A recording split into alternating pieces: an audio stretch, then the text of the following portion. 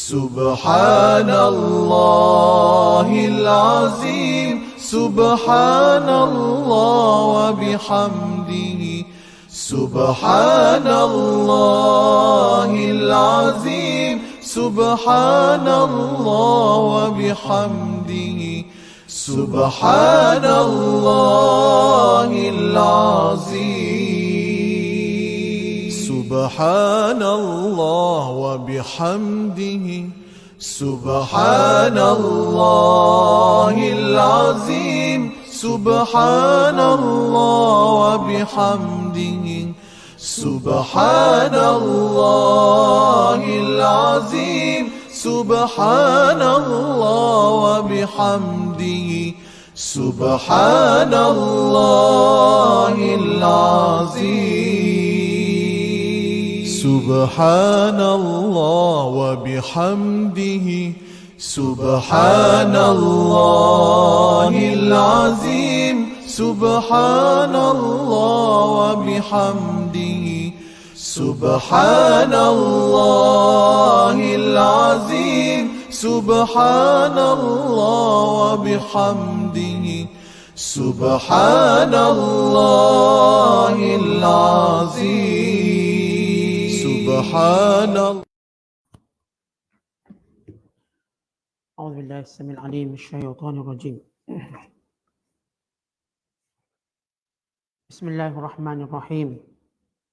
قال رب إني دعوت قومي ليلا ونهارا فلم يزدهم دعائي إلا فرارا وإني كلما دعوتهم لتغفر لهم جعلوا أصابعهم في آذانهم واستغشوا ثيابهم وأصروا واستكبروا استكبارا ثم إني دعوتهم جهارا ثم إني أعلنت لهم وأسررت لهم إسرارا فقلت استغفروا ربكم إنه كان غفارا يرسل السماء عليكم مدرارا ويمددكم بأموال وبنين ويجعل لكم جنات ويجعل لكم أنهارا ما لكم لا ترجون لله وقارا وقد خلقكم أطوارا ألم تروا كيف خلق الله 7 سماوات طباقا وجعل القمر فيهن نورا وجعل الشمس سراجا والله أنبتكم من الأرض نباتا ثم يعيدكم فيها ويخرجكم إخراجا والله جعل لكم الأرض بساطا لتسلكوا منها سبلا فجاجا صدق الله العظيم.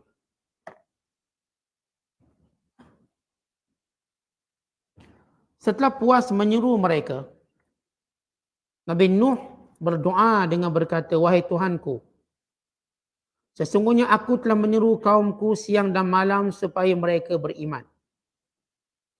Maka seruanku itu tidak memberikan mereka suatu faedah pun selain daripada menambahi mereka melarikan diri dari kebenaran.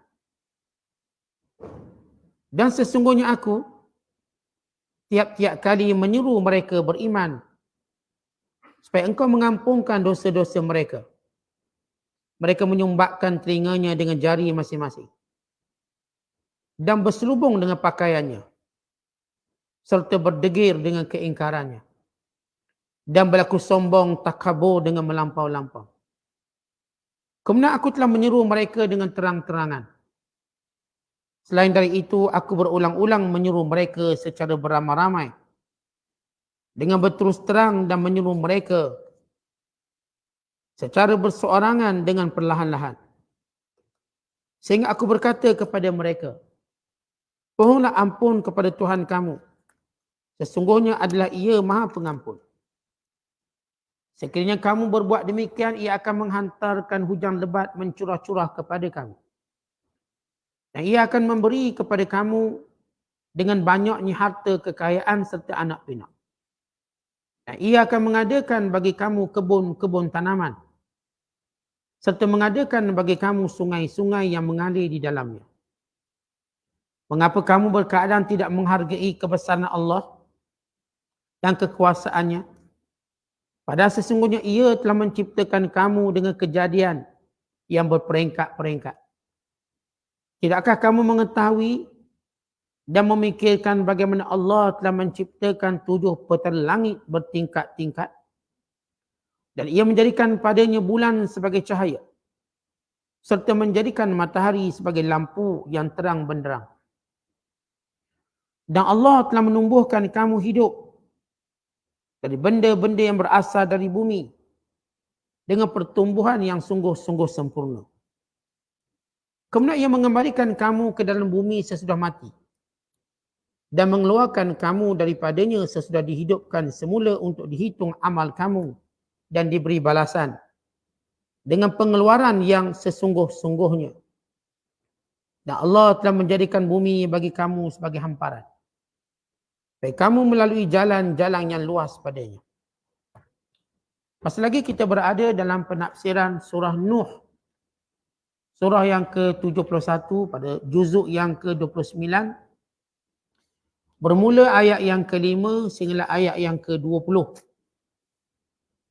Setelah kita menerangkan sebelum ini pada ayat pertama hingga ayat ke-4 tentang perutusan Nabi Nuh kepada kaumnya dan patuh dan taatnya Nabi Nuh dalam menyampaikan dakwah kepada kaumnya, mengingatkan kaumnya, memberi amaran kepada kaumnya akan azab Allah dan memberikan kemuliaan kepada mereka, menjanjikan kemuliaan kepada mereka. Sekiranya mereka beriman kepada Allah akan diampunkan dosa dan dipanjangkan umur. Kemudian Allah Ta'ala menjelaskan sesudah tempoh yang lama Nabi Allah Nuh AS berdakwah. Kata para ulama tafsir, sesudah 950 tahun Nabi Allah Nuh AS berdakwah kepada kaumnya, maka datanglah munajat ini. Ini ayat yang ke-5 sehingga ayat 20 adalah munajat Nabi Allah Nuh.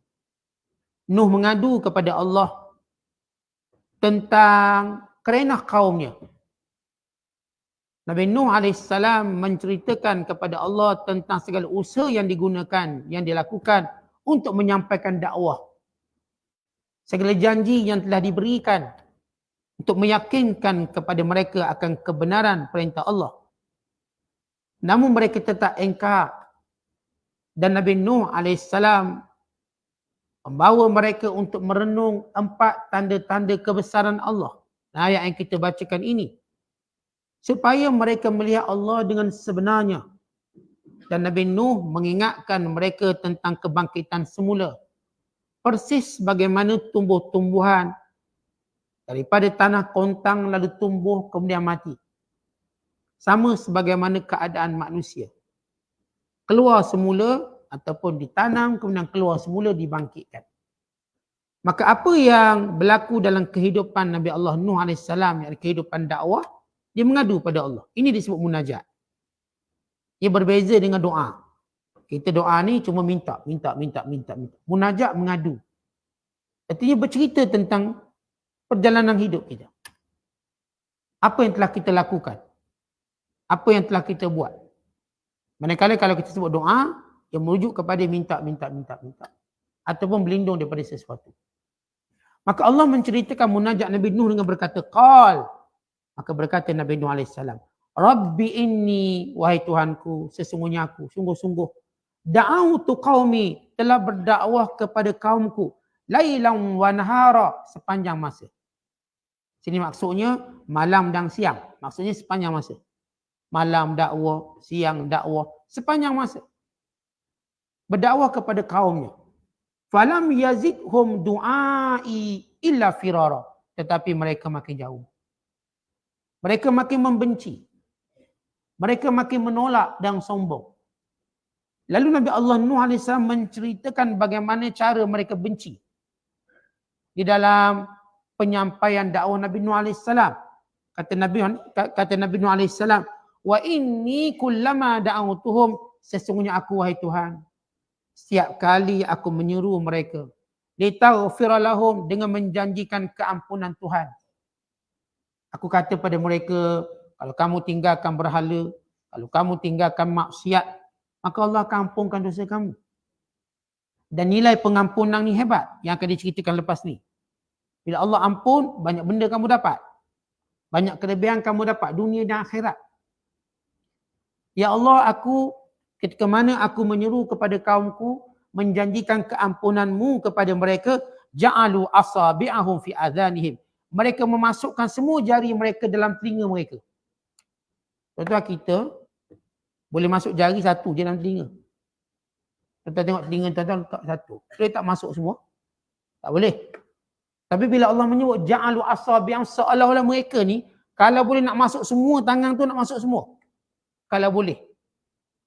Tapi telinga ni memang cukup untuk satu je. Masuk je anak jari, yang lain tak boleh masuk. Masuk je jari telunjuk, yang lain tak boleh masuk. Tapi Allah menyebut ja'alu asabi'ahum fi adhanihim. Dek benci mereka kalau boleh jari jemari ni semua nak sumbat macam ni. Nak sumbat. Jangan dengar Nabi Nuh cakap. Ketika Nabi Nuh berdakwah depan-depan, mereka tutup telinga. Tak pernah tak kita bercakap orang tutup telinga depan kita? Kalau kita cerita pengalaman dakwah kita ke ataupun pengalaman kita nasihat orang, pernah ke orang tutup telinga depan kita? Ini Nabi Nuh, kekasih Allah. Yang hebat berpidato, yang bagus, baik akhlak dan reputasinya. Tapi demikianlah mehnah dakwah. Demikian ujian dakwah. Atau pada orang yang paling mulia di sisi Allah, tetap kena ujian. Bagaimana kita tengok semua para nabi, dakwah mereka bukan macam dakwah Superman. Maksudnya ajaib, tik jari je, siap. Agak-agak ada orang degil, lempang mati terus. Macam, ya Superman, dia jadi macam superhero yang ada macam-macam kekuatan. Nabi Nuh melalui dakwah, fasa-fasa dakwah, demikian Nabi-Nabi lain sebagaimana seorang manusia. Dia menangis, dia sedih. Sebagaimana kalau kita melalui urusan dakwah, kita akan rasa sedih, nangis, rasa macam-macam perasaan. Untuk menunjukkan begitu jalan dakwah. Jangan berharap istimewa jalan dakwah. Jangan berharap. Jangan berharap dihamparkan permain dani merah, ditabur dengan bunga mawar, dikompang, diarak. Pasti kalau dakwah sampai peringkat sebenar, datang ujian. Maka ini para nabi sebagai contoh, da'i dan doa, pendakwah. Bacalah kisah semua nabi-nabi. Tak ada seorang pun bila dakwah senang-senang macam tu je. Mereka melalui tribulasi, ujian, mihnah masing-masing. Supaya kita sedar ini jalan dia. Maka Nabi Nuh AS kata, setiap kali aku seru mereka tutup telinga mereka. Dan apa lagi mereka buat? Wastaghshaw thiyabahum. Mereka tutup pakai baju yang mereka pakai. Ni ambil baju tutup muka. Bayangkan kita duduk menghadap orang yang kita nasihat, dia ambil baju dia, tutup. Tutup muka dia. Dia menganjing. Dia benar-benar menghina. Ketika Nabi Nuh sedang bercakap. Kita kalau cakap orang tidur pun kita terasa. Ini kan buat macam tu. Dengan tutup telinga, dengan staghshaw thiyabahum, ambil baju pula telengkuk wajah. Lagi apa kata Nabi Allah Nuh AS? Wa asarru, dan berterusan untuk kufur. Wastakbaru, sombong, meninggi diri. Istikbara, dengan sombong yang jelas. Mencabar datangkan azab. Mencabar datangkan apa yang dijanjikan. Nabi Nuh menggambarkan kaumnya ini bukan sekadar menghina dakwah Nabi Nuh. Tak nak dengar. Bukan sombong. Bukan terus melakukan kekufuran dan maksiat. Kekufuran menyembah berhala, maksiat dan semua hal-hal lain. Sebab para Nabi, mereka akan ajak manusia pada dua perkara. Pertama, buang syirik. Yang kedua, buat taat. Buang dulu syirik untuk mengakui syahadah. Penyaksian tidak ada Tuhan melainkan Allah. Dan Nabi yang diutus itu pesuruh Allah, itu pertama, iman. Yang kedua, ajak taat. Sembahyang, puasa, zakat, tutup aurat. Ini taat. Semua Nabi-Nabi alaihissalam buat benda ni. Iman dan taat. Kadang iman je tak cukup. Mana taatnya? Taatnya mana? Sebab itu Allah sebut dalam Quran, innal ladzina amanu wa amilus solihat. Sesungguhnya orang beriman dan beramal soleh. Itu yang diseru oleh para Nabi alaihissalatu wassalam. Lalu kata Nabi Allah Nuh alaihissalam, Summa da'autuhum jihara. Kemudian aku berdakwah kepada mereka secara terang-terangan. Kumpul ramai-ramai pula. Panggil ramai-ramai pula. Buat jamuan. Beri makanan. Sebagaimana dalam sirah Nabi SAW. Rasulullah menyuruh Sayyidina Ali menyediakan makanan. Kemudian Nabi beri makan. Kemudian Nabi pun berdakwah. Maksud untuk tunjukkan bagaimana kesungguhan dakwah. Ajak makan dulu. Ini Nabi Nuh kata, aku kumpul semua. Lalu aku menyeru mereka pada jalanmu. Summa inni a'lantu lahum wa asrartu lahum israra. Kemudian aku dakwah secara terang-terangan. Dan aku dakwah seorang satu persatu. Dakwah siang malam tak berhenti, tak ada masa. Kemudian sebut pula kerana kau. Kemudian kata Nabi Nuh secara terang pun dah. Secara beramai, ceramah, kuliah, usrah. Kalau kita sebut istilah hari ni lah. Atau secara seorang-seorang, jumpa secara peribadi. Seorang. Semuanya sudah dibuat. Lalu kata Allah SWT menceritakan bagaimana isi kandungan Nabi Nuh AS. Nabi Nuh tadi sebut cara dakwah. Apa benda yang Nabi Nuh ajak? Faqultu astaghfiru. Aku katakan kepada mereka, mohonlah ampun pada Tuhan kamu. Sesungguhnya Allah Ta'ala itu Maha Pengampun. Yang ni berhentilah daripada menyembah berhala, daripada melakukan maksiat, dan mohonlah ampun kepada Allah SWT. Nasihat Allah akan berikan kebaikan. Diriwayatkan bahawa kaum Nabi Nuh ditimpa dengan kemarau selama 40 tahun. Pada tempoh kemarau tersebut, tanam-tanaman mereka tidak menjadi. Ternakan-ternakan mereka mati. Dan isteri-isteri mereka tidak melahirkan anak. Dia bila kemarau, dia akan beri efek pada kesuburan. Efek pada kesuburan, kesan pada kesuburan. Dan makan tak cukup, minum tak cukup. Suasana panas. Maka, payahlah anak. Kalau musim hujan sejuk-sejuk, tambahlah anak. Di suasana begitu, kesuburan. Jadi kaum Nabi Nuh ditimpa dengan masalah kesuburan. Yang ini kelahiran rendah. Ditimpa dengan kematian ataupun mati binatang-binatang ternakan. Dan menyebabkan tanaman kering kontang. Menyebabkan kurang harta mereka. Sebab hasil pertanian ataupun hasil utama ekonomi kaum Nabi Nuh ialah pertanian dan ternakan. Hasil utama mereka. Maka oleh kerana kemarau, tak ada hujan. Maka Nabi Nuh ajak istighfar. Maka Nabi Nuh AS memberitahu kepada kaumnya tentang kemuliaan istighfar. Kata Nabi Nuh, yursilis sama'a alaikum midrara. Pasti Allah akan mencurahkan hujan. Midrara yang lebat.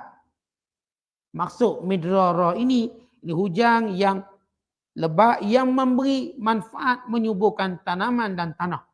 Bukan lebat banjir. Lebat ni hujan yang benar-benar beri manfaat pada tumbuhan, pada ternakan. Wa yumditkum bi amwalin wa banin. Dek kerana itu maka harta kamu pun jadi banyak. Dan bila tanah subur, boleh berniaga, boleh jual beli, harta pun banyak. Wa banin, anak pun ramai. Bila cuaca dah okey, duit pun ada, makanan pun sedap, bagus, maka kesuburan pun meningkat.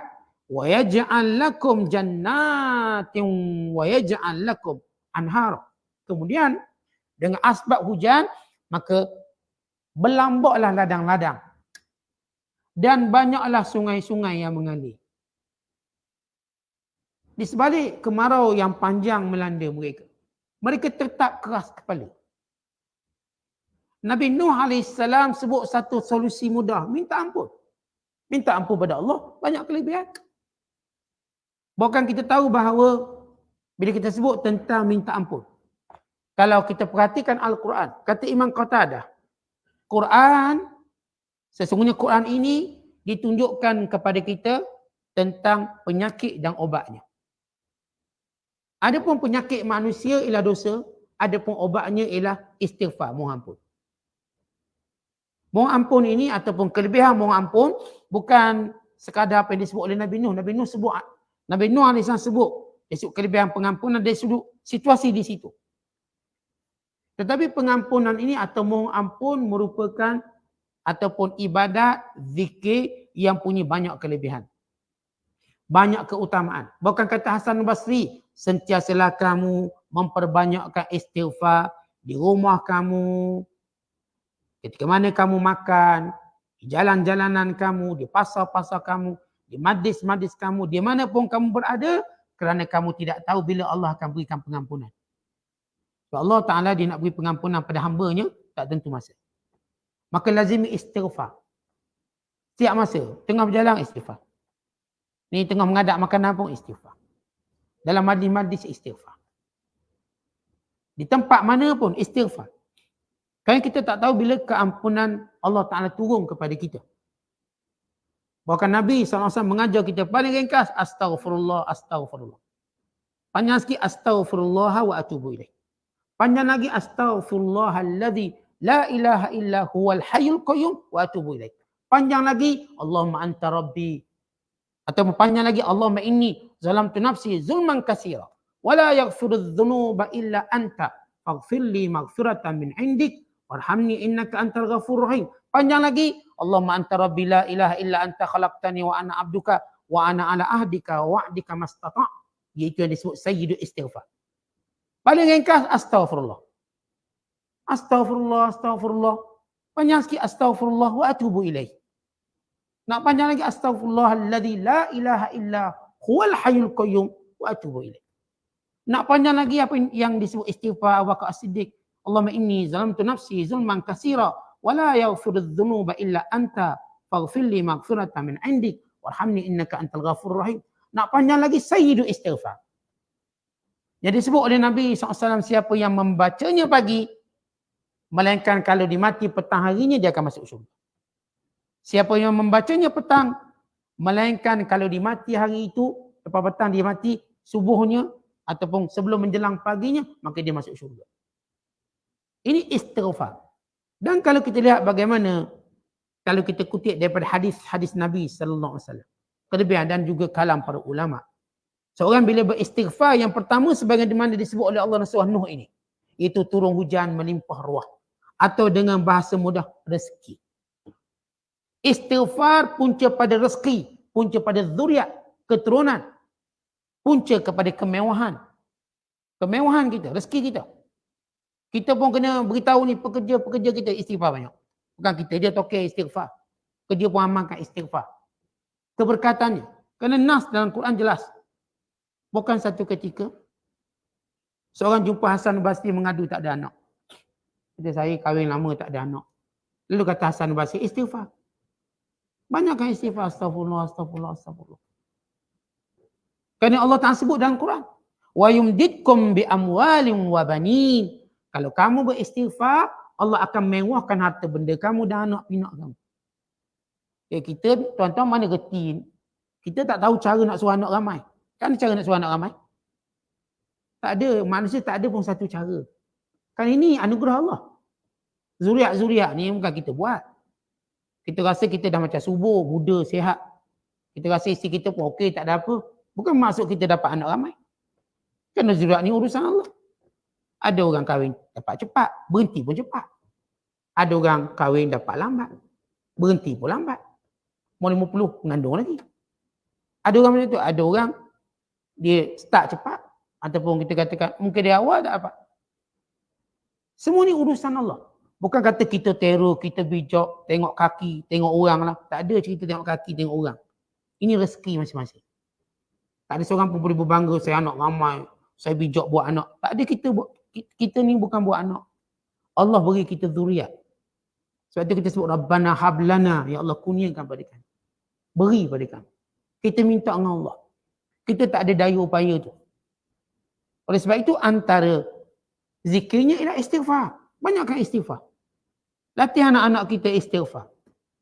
Jangan mulut mereka cuma lagu je. Lagu siap, habis lagu nyanyi. Ajar mereka istighfar untuk kemudahan hidup mereka.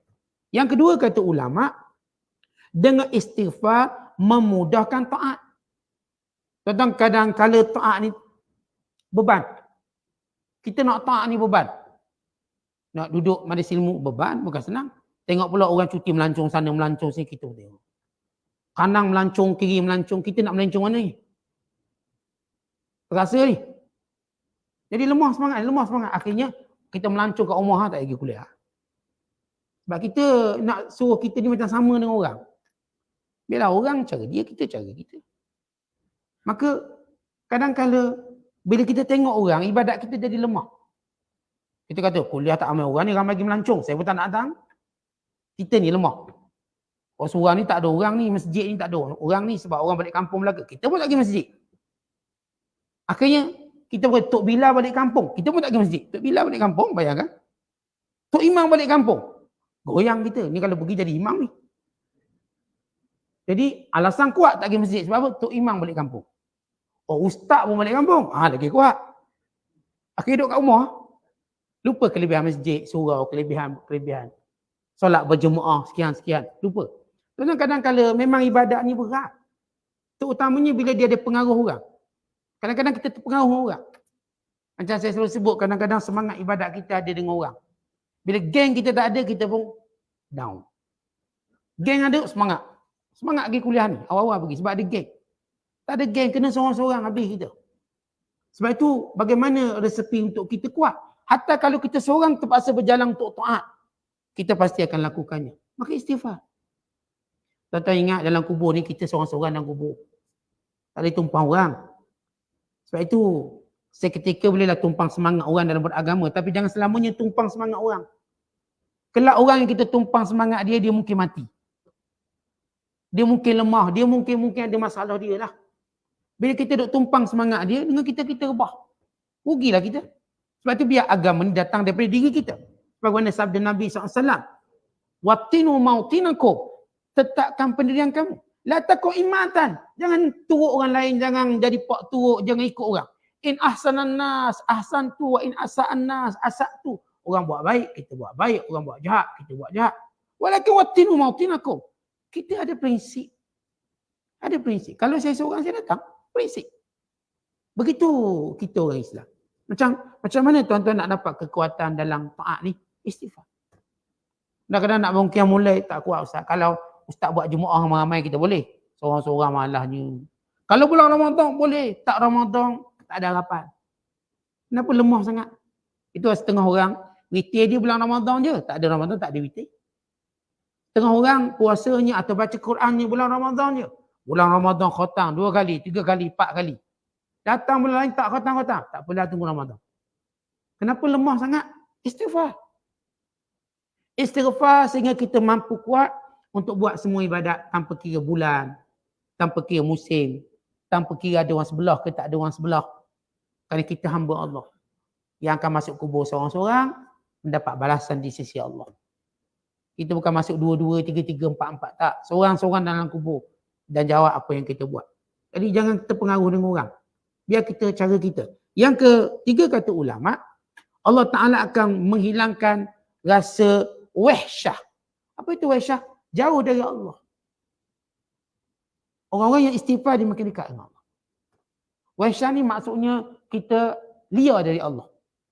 Bila tuan-tuan istighfar, Allah hilangkan sifat liar. Kadang-kadang kita kata liarnya budak ni. Ayah dengar kata, ayah turut kata liar, budak liar. Binatang-binatang, liar binatang. Payah nak jinak. Tuan-tuan, benda paling bahaya, yang paling liar, paling bahaya, hati kita liar dari Allah. Allah dah beri nikmat macam-macam. Allah beri rahmat macam-macam. Tapi tetap liar. Masjid sebelah rumah tak nak pergi. Ni daripada speaker-speaker yang mengadap rumah kita. Tak nak masuk juga. Tak nak dengar juga kuliah. Sampai macam tu kita punya liar. Peluang tubuh badan sihat. Tak nak baca juga Quran. Kenapa liar sangat? Ini panggil wahsyah atau wahsyah. Maka dengan istighfar Allah hilangkan wahsyah ini. Sifat liar. Jangan liar dengan Allah. Sebab kita ni pulang pada Allah. Nak liar macam mana? Tuan-tuan nak lari ke mana? Bukan Allah ajar kita kalau nak lari, lari pada Allah. Fafirru ilallah. Lari pergi jumpa Allah, bukan lari dari Allah. Kenapa nak lari dari Allah? Wa imma kita dalam senang, wa imma kita dalam masalah, kita akan lari. Bertemu Allah. Umpama seorang bayi kecil. Dalam seronok dia pun pergi kejar mak dia. Dalam takut dia pun kejar mak dia. Semua mak dia. Kenapa dia akan rasa aman dan selamat dengan mak dia? Kalau mak dia marah dia pun tetap pergi kat mak dia juga. Mak dia tolak-tolak, dia datang juga. Demikian kita, datang apa pengujian, kita tetap dengan Allah SWT. Sebab kita akan kembali pada Allah. Dan seterusnya kata ulama, orang yang memperbanyakkan istighfar, maka kecil dunia dan hati dia. Maksudnya tuan-tuan, masalah-masalah dunia jadi kecil. Kita hari ni kalau kita tengok, masalah-masalah yang ada, yang berlaku, yang kita lalui, kita rasa macam besar sangat. Kadang-kadang masalah tu tak besar. Cuba tengok dengan akal yang sihat, dengan iman yang kuat. Tak ada masalah kecil. Tak ada masalah besar. Semua masalah ni kecil. Ikut mana besar masalah? Wah, nak tak boleh masuk universiti. Besar ke masalah? Macam besar. Dan kalau dia tak masuk universiti jadi apa? Oh, jadi bodoh lah Ustaz. Dia tak kerja, jadi pengemis. Ini analisis daripada mana ni? Apakah hanya bila anak kita tak berpeluang masuk asrama penuh, tak berpeluang untuk mendapat pendidikan yang kita rasa itu terpilih, lalu kita rasa gelaklah masa depan anak? Tak ada. Kita kan tengok dah contoh-contoh banyak. Kita dah tengok contoh-contoh banyak masalah gelak ke cerah masa depan. Dia bukan berkaitan dengan pendidikan. Pendidikan satu bentuk mendisiplinkan diri. Masalah rezeki, ini rahsia Allah. Kita mengaji tinggi-tinggi, akhirnya kita buat benda yang bukan kita mengaji. Padahal mengaji syariah, bukan kedai nasi lemak. Tak ada kaitan dengan syariah. Tak bila pula syariah ajar masak nasi lemak. Tapi itu rezeki dia. Yang dia belajar tu disiplin dia. Orang belajar kimia, buka kedai plastik ataupun dia bukalah kedai-kedai benda, kedai kek ke apa. Belajar chemical. Kadang-kadang dia belajar matematik. Belajar matematik. Pakar dalam bidang matematik. Last sekali dia jual burger je. Takat kira duit burger banyak mana sangat. Tapi begitu rezeki dia. Jadi kita tengok keliling kita. Sebab itu dengan banyak istighfar masalah dunia jadi kecil. Tuan-tuan nak tengok orang hebat, macam mana tengok masalah dia. Kau nampak masalah tu macam besar, ini orang masalah. Kerana masalah semua tidak pernah besar. Tapi kita yang membesarkannya. Lagi hebat hati kita, lagi besar hati kita, lagi kecil masalah tu. Sebab hati yang besar boleh masuk semua masalah. Masalah orang pun kita ambil sekali. Kenapa? Kita boleh selesaikan. Kerana Allah berikan kepada kita hati yang besar. Ni masalah sendiri pun tak larat nak pikul. Sementara tambah masalah orang pula. Ada orang kita nak ulama-ulama yang soleh bertakwa. Bukan sekadar masalah dia, masalah orang boleh tolong ambil sekali. Dia tolong cakna. Dia tolong jaga. Dia tolong pelihara. Begitu kerana Allah berikan hati yang kuat. Dan Nabi SAW, hamba Allah punya hati yang besar. Sebab itu seluruh masalah ummah Nabi ambil. Seluruh masalah ummah. Nabi ambil belaka. Nabi tanya satu persatu apa masalah kamu. Dan Nabi mengambil berat. Sebagaimana Allah sebut dalam Quran. Azizun alaihi ma'anittum. Harisun alaikum bil mu'minin ra'ufur rahim. Mengambil berat apa yang menimpa kamu. Dan inginkan kebaikan untuk kamu. Dan amat pengampun, pemaaf dan penyayang pada kamu. Nabi SAW perhati ni ada masalah apa, ni ada masalah apa. Nabi pergi semua gembirakan. Yang mati anak, yang mati isteri, yang mati suami, yang bercerai-berai, semua Nabi datang gembirakan dia. Yang tuanya, yang ini, yang bergaduh, yang bertengkar, semua Rasulullah datang untuk menyelesaikan masalah dia. Dan Nabi tempat rujukan semua orang yang ada masalah tu, masalah ni datang jumpa Nabi SAW dan Nabi selesaikan. Kenapa? Jiwa besar. Jiwa besar ni lahir daripada apa? Daripada istighfar. Betul jiwa kita ni jangan kecil sangat melihat dunia besar. Kerana dek banyak dosa kita. Sebab itu banyakkan istighfar. Dan seterusnya kata ulama menjauhi syaitan. Daripada kita bila kita istighfar. Syaitan jauh, jin pun jauh. Syaitan manusia pun jauh. Syaitan ni ada syaitan jin, syaitan manusia. Bagaimana Allah sebut dalam Quran. Syayatinul insi wal jin. Yuhi ba'duhum ila ba'din zukhrufal qawli ghurura. Syaitan jin dan manusia. Yang sentiasa membisikkan kejahatan. Bahasa-bahasa bunga tapi pergi pada kejahatan. Syayatinul insi wal jin. Syayatinul jin wal ins. Syaitan jin dan manusia. Jadi dengan kita banyak istighfar, lahir daripada syaitan jin, syaitan manusia. Dan dengan memperbanyakkan istighfar, mendapat kemanisan iman dan ketaatan pada Allah. Betul, manis ibadat. Tadi kita sebut ringan ni manis seronok. Betul, istighfar setiap hari. Ibadat kita buat ni seronok. Baca Quran seronok, majlis ilmu seronok, zikir seronok, tolong orang seronok. Semua jadi seronok belaka. Sebagaimana ahli maksiat dia seronok dengan maksiat. Dia pergi pantai tengok sekian-sekian dia seronok. Yang ni pula pergi tempat tu seronok. Orang taat, dia berseronok dengan ibadat. Tenang dia dengan ibadat. Tidak ada yang lebih manis daripada ibadat. Kemudian dengan istighfar, menambahkan kecintaan Allah pada dia. Dan dengan istighfar, bertambah akal dia. Betul akal kita ni. Kita tengok orang tu cerdik bodoh. Dengan bahasa kalau kita bodoh ni, maknanya tak reti buat penyelesaian. Dia bodoh ni bukan sebab periksa tak lulus. Bodoh ni maksudnya akal kita ni bila kita tak mampu selesaikan satu masalah, maka kita bodoh. Kita perlukan pertolongan orang yang lebih cerdik daripada kita. Kenapa menyebabkan akal kita jadi macam dangkal? Juga kerana maksiat. Sebab itu bila kita banyak istighfar, Allah tambah akal kita. Kita nampak macam mana nak buat? Macam mana nak buat ni? Kan kita berfikir sesuatu berdasarkan ilmu kita baca, kita belajar dan pengalaman. Dan ilmu yang bersifat kita tak belajar dan tak ada dengan pengalaman orang lain, ilmu ini dia tertutup seketika. Sehingga kita banyakkan istighfar, maka datanglah apa yang disebut ilham. Ilham yang baik. Kadang-kadang kita pun tak hilang. Oh, baik buat macam ni. Baik buat macam tu. Baik saya cakap macam ni. Baik saya cakap macam tu. Ilham yang baik datang. Kenapa? Istighfar pada Allah menambahkan akal. Akal bertambah. Kadang-kadang kita nak tambah IQ macam baca buku banyak. Kawan orang cerdik. Itu salah satu. Tapi ilmu yang disebut ilham ni.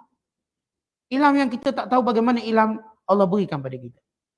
Kadang-kadang tengah nak tidur datang ilham. Esok nak buat apa. Kadang-kadang tengah kita duduk kat dapur dapat datang ilham. Katanya ni ibu-ibu yang kerjanya memasak untuk anak-anak.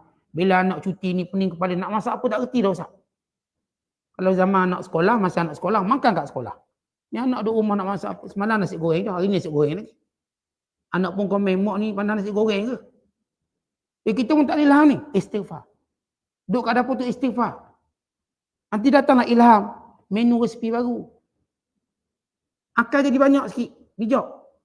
Akhirnya mak ni kreatif masak kat dapur ni. Macam-macam benda dia boleh masak. Kadang-kadang kita bab tu pun jadi macam blur. Tak tahu nak masak apa. Malam mi goreng, nasi goreng, nasi beratik, mi goreng, nasi goreng, sembok. Mi goreng, nasi goreng, sembok. Dia tak reti dah benda lain.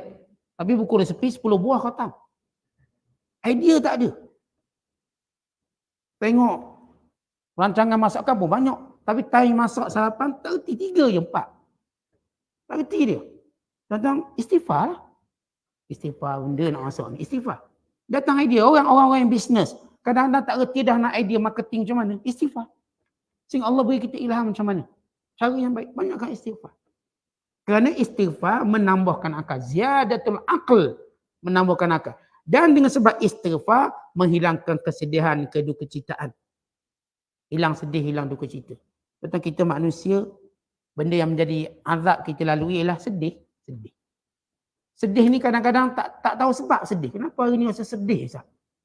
Tak tahu sebab rasa macam tak selesa. Rasa macam duka cita. Kadang-kadang ada sebab, kadang-kadang tahu sebab, kadang-kadang tak tahu sebab. Bangun je tidur rasa bad mood. Rasa tak ada mood hari ni. Rasa nak marah orang hari ni. Semua benda tak kena hari ni. Maka istighfar. Sebab tu kita sebelum tidur istighfar. Bila kita bangun dari tidur istighfar. Biar kita punya mood bagus. Jangan masalah yang lepas terus bawa menghantui kita untuk jadi kita bad mood. Sehingga menghilangkan kebaikan hari ni. Maka istighfar. Kan setiap hari ada kebaikan tersendiri.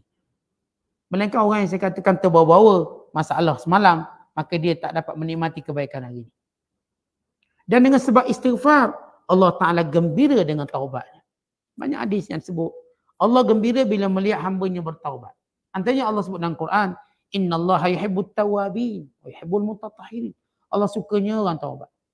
Allah lebih suka orang bertaubat daripada seorang yang bermusafir tengah padang pasir. Letak segala bekalannya pada seekor unta. Lalu dia pun tidur dan unta tu hilang. Dan dia tak tahu nak cari macam mana. Akhirnya dia pun tertidur pasrah. Buka mata adik pada unta tu. Dia punya gembira. Dia kata, engkaulah, dia kata pada Allah, engkaulah hamba ku, akulah Tuhan. Dia panggil sabkul lisan. Duk excited sangat cakap terbalik. Allah lebih gembira daripada lelaki yang kehilangan unta ini dia tengah padang pasir. Bila hambanya taubat. Allah gembira kita taubat. So, kalau kita boleh buat sesuatu yang mengembirakan orang kita sayang, kita kan seronok. Terutama orang tu diberi kepada kita banyak benda. Lagilah seronok kita menggembirakan dia. Ini kan kita dapat menjadikan Allah gembira dengan taubat kita. Allah gembira. Allah suka kita bertaubat. Sebab itu bila mana kita taubat saja, Allah limpahkan kita pelbagai nikmat yang kita tak sangka. Sebab apa? Kerana Allah gembira dengan perbuatan kita yang baik. Dan dengan sebab istighfar juga kata para ulama, malaikat akan turun sebelum kita mati. Belum tuan-tuan mati, malaikat pun turun. Talaqatul malaikah. Malaikat turun, jumpa kita dan beri khabar tahniah daripada Tuhan. Kami datang membawa berita gembira dari Allah untuk kamu. Siapa? Orang yang melazimi istighfar. Bahkan di antara kelebihan istighfar juga, dia akan berada dalam naungan arasy Allah. Akhirat kelak. Dan kelebihan istighfar juga, dia akan dihimpunkan bersama dengan para wali Allah, para awliya Allah. Dan di antara kelebihan istighfar juga, ialah malaikat penjaga arasy memohon keampunan untuknya. Dan di antara kelebihan istighfar juga, dia akan membersihkan individu dan masyarakat daripada perbuatan keji. Jadi kalau semua masyarakat ini mengamalkan istighfar, maka kekejian dalam masyarakat ini, sifat buruk dalam masyarakat boleh dibuang. Maka inilah sebahagian kelebihan istighfar. Nabi Nuh AS menyebut kelebihan yang mereka perlu ketika itu. Apa dia? Oleh kerana kemarau panjang, binatang ternakan mati, ladang-ladang kering, masalah kesuburan isteri mereka. Lalu kata Nabi Nuh, yursilis sama'a alaikum midrara. Kalau kamu istighfar, hujan akan turun dengan lebat. Wa yumditkum bi amwalin wa banin. Dan Allah mewahkan kamu. Yumdit maknanya mewah. Bukan baginya, mewahkan. Dengan harta benda dan anak pinak. Wa yaj'al lakum jannatin. Dan dijadikan kamu ladang-ladang baru. Kebun-kebun baru. Wa yaj'al lakum anhara. Dan dijadikan kepada kamu sumber mata air di bumi. Tak lagi berharap hujan. Dah ada sumber air. Umpama kita kerja, kita duduk harap gaji bulan. Tapi kalau dah ada duit simpan dalam bank, tak tengok dah bulan tu. Sebab dalam bank dah ada. Kita tunggu hujan untuk menyuburkan tanaman. Tapi kalau dah ada sungai-sungai yang mengalir, tak hujan tak apa sungai dia. Allah beri simpanan. Bukan sekadar beri nikmat yang segera, nikmat yang kita boleh simpan. Ya, hujan tu nikmat segera. Dan hujan dia akan berhenti. Sungai ni nikmat yang berpanjangan. Macam saya sebut contoh tadi, tuan-tuan dapat gaji tu, itu nikmat yang kita kata mendatang. Yang kita simpan ni nikmat yang lama. Simpan. Kita dah simpan duit kita sekian-sekian banyak. Jadi kita menggoyang kaki. Tak payah kerja. Kenapa? Duit banyak banyak. Relax. Tenang je. Begitulah perumpamaan orang istighfar pada Allah. Bukan sekali Allah bagi rezeki yang mendatang. Allah jadikan dia ada satu jaminan rezeki yang dia tak akan tenang selama-lamanya. Macam saya katakan kalau tak ada hujan, dah sungai dia apa kita nak bimbang? Boleh alirkan sungai ini, empangan ini. Maka demikian jaminan bagi orang istighfar. Kemudian, sesudah Nabi Nuh AS menyebut nikmat Allah, maka Nabi Nuh mengadu pada Allah tentang perangai kaumnya. Nabi Nuh kata pada kaumnya, malakum la tarjuna lillahi waqara. Kenapalah kamu tak muliakan Allah dengan sungguh-sungguh? Yang kamu muliakan berhala tu boleh bagi. Lalu kata Nabi Nuh mengingatkan kaumnya, wa qad khalaqakum atwara. Tuhanlah yang menjadikan kamu dengan peringkat-peringkat. Daripada benih air mani kepada sebukut, kepada seterusnya perkembangan janinnya, alaqah, mudghah, kemudian lahir bayi, kemudian kamu membesar remaja, kemudian kamu dewasa, kemudian kamu tua. Ini atwara, peringkat-peringkat manusia. Allah jadikan kamu. Tidakkah kamu lihat nikmat itu? Kemudian Nabi Nuh kata lagi kepada kaumnya, alam tarau, dan tidakkah kamu lihat kaifa khalaqallahu sab'a samawatin tibaqa. Allah jadikan langit bertingkat-tingkat, 7 lapis langit. Bertingkat-tingkat. Tersusun-susun. Itu langit pertama, kedua, ketiga, keempat. Satu nikmat Allah. Wa ja'alal qamara fihinna nura, dan di antara langit-langit itu adanya bulan yang bercahaya. Wa ja'alas syamsa siraja, dan adanya matahari yang mengeluarkan cahaya. Siraja, dia keluarkan cahaya. Kalau kita sebut perkataan nura, dia bercahaya. Kita tahu bahawa matahari dia keluarkan cahaya, maka bulan membiaskan cahaya tersebut. Maka sifat bulan Allah sebut nur, bercahaya. Sifat matahari Allah sebut sebagai sirajam munira, atau disebut sebagai siraja. Atau dalam ayat yang lain dalam surah Isra disebut dia'a. Apa maksud dia? Beri cahaya. Dia bukan bercahaya, dia beri cahaya. Sifat matahari. Lalu Allah Ta'ala melalui lisan Nabi Nuh dalam menyebut kepada kaumnya untuk membesarkan Allah. Wallahu ambatakum minal ardi nabata. Dan Allah yang menumbuhkan tumbuh-tumbuhan daripada muka bumi ini. Dan gambaran tumbuh-tumbuhan yang tumbuh daripada muka bumi ini, itulah gambaran kebangkitan kamu bila kamu mati. Ini tanah, kemudian datang benih-benih yang disemai di dalamnya, seperti mayat yang tanam kubur, kemudian turun hujan, kemudian benih ini tumbuh jadi pokok. Kamu begitu. Sebab itu dimulakan wallahu ambatakum minal ardi nabata. Allah lah yang menumbuhkan tumbuhan daripada muka bumi. Thumma yu'idukum fiha. Kemudian Allah mengembalikan kamu ke bumi. Wa yukhrijukum. Allah keluarkan balik kamu daripada bumi. Ikhraja. Dengan benar-benar keluar yang dibangkit. Allah beri perumpamaan. Tengoklah tumbuh-tumbuhan. Tumbuh-tumbuhan. Kita ambil benih. Tak dalam tanah. Lepas tu dia pun keluar. Keluar tumbuh. Lepas tu dia masuk tanah balik benih dia. Kemudian keluar balik. Dia berikan proses itu. Itulah proses manusia bagaimana dibangkitkan. Dia kan kalau contoh kita tanam jagung. Ambil benih jagung, letak dalam tanah. Siram, benih siram, tumbuhlah pokok jagung. Kita petik-petik jagung, kemudian sebagainya kita jadikan benih, tanam balik ke tanah. Kembalikan balik ke tanah. Kemudian ditumbuh balik. Kemudian begitu prosesnya. Kata Allah, lihatlah tumbuh-tumbuhan yang tumbuh. Kemudian dia mengeluarkan kamu. Dia tak sebut keluarkan tumbuhan, keluarkan kamu. Artinya Allah suruh melihat tumbuh-tumbuhan sebagai kiasan kebangkitan manusia. Fikir. Itulah Allah sebut kekuasaan Allah, kemudian Allah tunjuk analogi.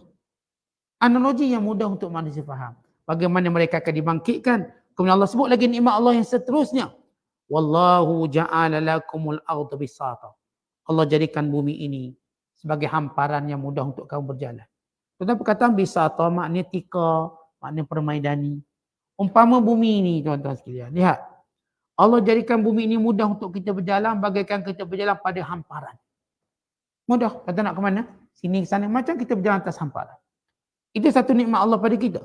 Litasluku minha. Untuk kamu berjalan dari di atas muka bumi ini. Subulang fijaja. Dengan jalan-jalan yang luas. Jalan-jalan yang lapang. Tak payah kongsi dengan binatang. Tak payah kongsi dengan gajah. Tak payah kongsi dengan mana-mana anjing ke rimau. Kamu ada jalan kamu.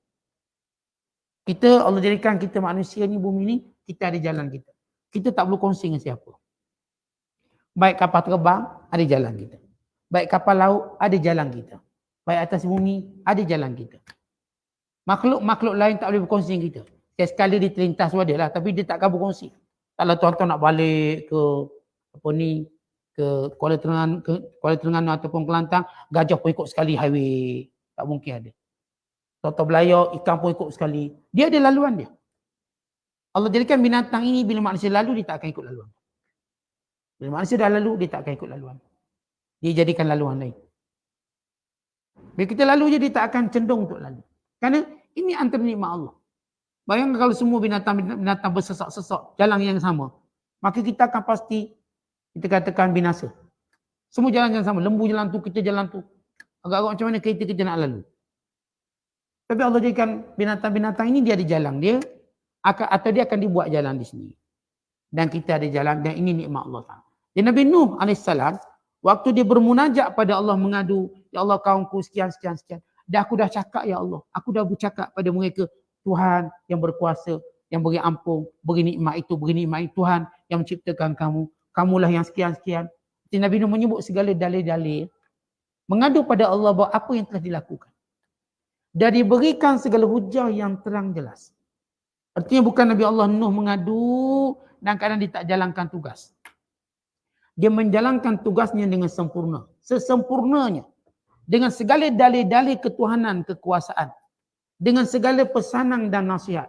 Nabi Nuh cakap belaka dan Nabi Nuh mengadu pada Allah apa yang telah dilakukan. Dia macam kita buat report lah. Tuan-tuan buat report kat bos. Tuan-tuan kata saya dah pesan ke dia suruh buat ni. Saya pun ada kata dia macam ni. Tapi dia kata macam tu. Saya dah beritahu dia kalau buat macam ni jadi macam ni. Dia buat report kita macam mana? Maka Nabi Nuh report pada Allah. Kenapa? Kerana sudah sampai masa kaumnya dibinasakan. Kerana kita dah sebut munajat Nabi Nuh ini berlangsung ketika mana atas selepas 950 tahun. Baru Nabi Nuh AS mengadu. Sebelum itu Nabi Nuh terus berdakwah. Dia tengok tetap sombong, engkar, maka datang pengaduan ini. Seolah nak beritahu ya Allah, mereka memang tak nak dah beriman. Maka sudah sampainya datangnya azabmu ya Allah. Lihat Nabi Nuh boleh sabar sampai tempoh 950 tahun. Boleh dia bermunajat dengan munajat ini. Menceritakan perihal kaumnya. Supaya kita belajar dalam hidup ni tuan-tuan sekalian. Kita jangan cepat ngeluh. Terus jalankan apa yang diperintahkan. Sehinggalah kita rasa kita dah buat semua tapi tidak terhasil, maka mengadulah pada Allah. Jangan mengadu kat makhluk, mengadu kat Allah. Munajat kita biar munajat dengan Allah. Yang saya selalu sebut bahawa antara kesilapan kita duk munajat dengan makhluk bukan munajat dengan Allah. Dengan makhluk cerita belaka A sampai Z. Dengan Allah sepatah je cakap. Sebab tu kita boleh sembang 2 jam, 3 jam dengan orang. Dengan Allah tak boleh. Sekejap je. Sebab kita tak bermunajat. Kita tak mengadu apa pun kepada Allah Ta'ala. Cuba mengadu masalah kita dari A sampai Z. Tuhan yang maha mendengar supaya kita lebih tenang dan dapat solusi yang baik. Yang berlaku, cerita ke orang. Cerita kat Facebook, cerita kat IG, cerita kat Telegram. Biar orang simpati, dilupa mengadu kepada Allah Ta'ala. Maka ini perkara yang kita belajar daripada dakwah dan munajat Nabi Nuh AS. Wallahu a'la wa a'lam bis-shawab. Assalamualaikum.